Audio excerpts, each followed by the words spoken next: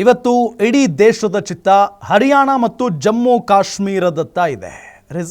Election result ಬರ್ತಾ ಇದೆ. ಇವತ್ತು ಇನ್ನೇನು ಕೆಲವೇ ಕ್ಷಣಗಳಲ್ಲಿ ಎಲ್ಲವೂ ಕೂಡ ಸ್ಪಷ್ಟವಾದಂಥ ಒಂದು ಚಿತ್ರಣ ನಮ್ಮ ಕಣ್ಣ ಮುಂದೆ ಇರುತ್ತೆ. ಆದರೆ ಈ ಎಲೆಕ್ಷನ್ಗೂ ರಾಜ್ಯದ ಸರ್ಕಾರಕ್ಕೂ ಕೂಡ ಒಂದು ಲಿಂಕ್ ಇದೆ. ಬಹಳ ಪ್ರಮುಖವಾಗಿ ಹರಿಯಾಣದಲ್ಲಿ ಕಾಂಗ್ರೆಸ್ ಸೋತ್ರೆ ಸಿದ್ದರಾಮಯ್ಯನವರು ರಾಜ್ಯದಲ್ಲಿ ಸೇಫ್ ಆಗ್ತಾರೆ ಅಂತ ಹೇಳಲಾಗ್ತಾ ಇದೆ. ಯಾಕಿರಬಹುದು, ಏನು ಕಾರಣ, ಡೀಟೇಲ್ಸ್ ಕೊಡ್ತಾ ಹೋಗ್ತೀನಿ. ಅದಕ್ಕಿಂತ ಮೊದಲು ಒಂದು ಬಿಗ್ ಬ್ರೇಕಿಂಗ್ ಅಪ್ಡೇಟ್ ಲಭ್ಯ ಆಗ್ತಾ ಇದೆ, ಗಮನಿಸ್ತಾ ಹೋಗೋಣ.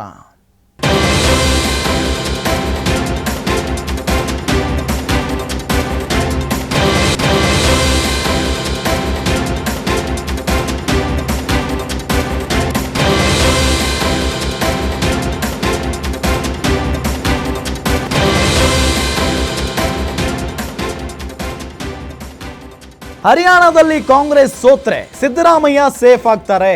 ಸಿದ್ದರಾಮಯ್ಯ ಹಣೆ ಬರಹ ನಿರ್ಧರಿಸಲಿದೆ ಹರಿಯಾಣ ರಿಸಲ್ಟ್. ಒಂದು ವೇಳೆ ಹರಿಯಾಣದಲ್ಲಿ ಗೆದ್ದರೆ ಕಾಂಗ್ರೆಸ್ಗೆ ಕಾನ್ಫಿಡೆನ್ಸ್ ಜಾಸ್ತಿ ಆಗುತ್ತೆ, ಆತ್ಮವಿಶ್ವಾಸ ಜಾಸ್ತಿ ಆಗುತ್ತೆ. ಆಗ ರಾಜ್ಯದಲ್ಲಿ ಸಿಎಂ ಬದಲಾವಣೆ ಮಾಡುವ ಸಾಹಸಕ್ಕೆ ಕೈ ಹಾಕುತ್ತೆ ಕಾಂಗ್ರೆಸ್ ಹೈಕಮಾಂಡ್. ಹರಿಯಾಣ ಗೆದ್ರೆ ದೇಶದಲ್ಲಿ ಕಾಂಗ್ರೆಸ್ ಪರ ಅಲೆ ಇದೆ ಅನ್ನೋ ಸಂದೇಶ ಸಿಗುತ್ತೆ, ರವಾನೆ ಆಗುತ್ತೆ. ಅದೇ ವಿಶ್ವಾಸದಲ್ಲಿ ಸಿದ್ದರಾಮಯ್ಯ ಬದಲಾವಣೆಗೆ ಮುಂದಾಗುವಂತ ಸಾಧ್ಯತೆ ಇದೆ. ಆದರೆ ಹರಿಯಾಣದಲ್ಲಿ ಕಾಂಗ್ರೆಸ್ ಸೋತ್ರೆ ಸಿದ್ದರಾಮಯ್ಯ ಅನಿವಾರ್ಯ ಆಗುತ್ತೆ. ಸಿದ್ದರಾಮಯ್ಯನವರು ಬೇಕೇ ಬೇಕಾಗುತ್ತೆ. ಕಾಂಗ್ರೆಸ್ ಪಾಲಿಗೆ ರಾಜ್ಯದಲ್ಲಿ ಸಿದ್ದರಾಮಯ್ಯ ಅನಿವಾರ್ಯ ಆಗಲಿದ್ದಾರೆ. ಕರ್ನಾಟಕದಲ್ಲಿ ಕಾಂಗ್ರೆಸ್ಗಿರೋ ಏಕೈಕ ಮಾಸ್ ಲೀಡರ್ ಅಂದ್ರೆ ಅದು ಸಿದ್ದರಾಮಯ್ಯನವರು. ಸಿದ್ದರಾಮಯ್ಯರನ್ನ ಮುಟ್ಟಿದ್ರೆ ಕಾಂಗ್ರೆಸ್ಗೆ ಕಷ್ಟ ಆಗುವ ಭೀತಿ ಇದೆ. ಸಿದ್ದರಾಮಯ್ಯರನ್ನ ಕೆಳಗಿಳಿಸಿದ್ರೆ ಸರ್ಕಾರ ಪತನದ ಭೀತಿಯೂ ಕೂಡ ಇದೆ. ಅದು ಬಿಜೆಪಿಗೆ ವರವಾಗಬಹುದು ಎಂಬ ಲೆಕ್ಕಾಚಾರ. ಹೀಗಾಗಿ ಸಿದ್ದರಾಮಯ್ಯ ಬಲ ಹೆಚ್ಚಾಗುವಂತ ಸಾಧ್ಯತೆಯೇ ಹೆಚ್ಚಾಗಿದೆ. ಇಲ್ಲಿ ಸಿದ್ದರಾಮಯ್ಯನವರು ಕೆಳಗಿಳಿಬೇಕಾ ಬೇಡವಾ ಅನ್ನೋದನ್ನ ಡಿಸೈಡ್ ಮಾಡುತ್ತೆ ಈಗ ಹರಿಯಾಣ ರಿಸಲ್ಟ್. ಹರಿಯಾಣದಲ್ಲಿ ಹೆಂಗಾಗ್ಬಿಟ್ಟಿದೆ ಅಂದ್ರೆ, ಕರ್ನಾಟಕದಲ್ಲಿ ವಿಧಾನಸಭಾ ಚುನಾವಣೆ ಸಂದರ್ಭದಲ್ಲಿ ಗ್ಯಾರಂಟಿ ಘೋಷಣೆಗಳನ್ನ ಮಾಡಿದ್ರು, ಅದೇ ರೀತಿಯಾಗಿ ಯಶಸ್ವಿ ಕೂಡ ಆಯಿತು, ಗೆದ್ರು, ಸರ್ಕಾರ ರಚನೆ ಮಾಡಿದ್ದಾಗಿದೆ. ಈಗ ಹರಿಯಾಣದಲ್ಲೂ ಕೂಡ ಅದೇ ಟ್ರಿಕ್ ಯೂಸ್ ಮಾಡಿದೆ ಕಾಂಗ್ರೆಸ್. ಗ್ಯಾರಂಟಿ ಘೋಷಣೆಗಳನ್ನು ಮಾಡಿದೆ, ಗ್ಯಾರಂಟಿ ಯೋಜನೆಗಳನ್ನು ನೀಡೋದಾಗಿ.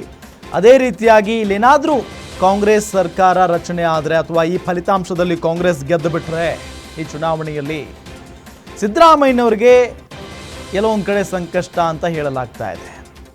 ಅಂದರೆ ದೇಶದ ತುಂಬ ಕಾಂಗ್ರೆಸ್ನ ಅಲೆ ಇದೆ ಅನ್ನೋ ಸಂದೇಶ ರವಾನೆ ಆಗುತ್ತೆ ಈ ಒಂದು ಎಲೆಕ್ಷನ್ನಲ್ಲಿ. ಹಾಗಾಗಿ ರಾಜ್ಯದಲ್ಲಿ ರಿಸ್ಕ್ ತೆಗೆದುಕೊಳ್ಳೋದಕ್ಕೆ ಹೈಕಮಾಂಡ್ ನಾಯಕರು ಹಿಂದೆ ಮುಂದೆ ನೋಡಲ್ಲ ಅಂತ ಕೂಡ ಹೇಳಲಾಗ್ತಾ ಇದೆ.